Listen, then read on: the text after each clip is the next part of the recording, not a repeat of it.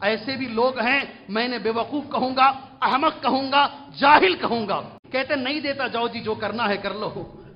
ایسے بھی لوگ ہیں لوگوں کی امانت کے ساتھ کھیلنے والے، ایسے بیوقوفوں سے میری گزارش ہے، میرے بھائی دنیا میں وقت ہے، لین دین کر لے، ورنہ آخرت میں تیرے حج تیرے عمرے اسے مل جائیں گے،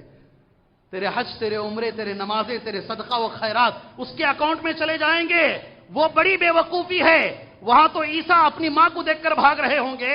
ابراہیم کہہ رہے ہوں گے اللہم نفسی نفسی، اللہ مجھے بچا لے، اس دن تیرا حج اسے دے دیا جائے،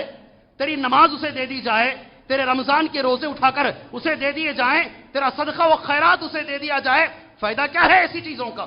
جو بھی لوگوں کا مال لیتا ہے دل میں 100% ارادہ ہے ضرور واپس کروں گا انشاءاللہ، اسے دینے کی نیت ہے، ضرور میں انشاءاللہ دوں گا۔ حدیث نبی فرماتے ہیں بہت بڑی فضیلت ہے، اتنی طاقت اللہ دے گا دنیا میں، پہاڑوں کے برابر بھی قرض ہو اللہ طاقت دے گا، سبحان اللہ، تم اسے ادا کرو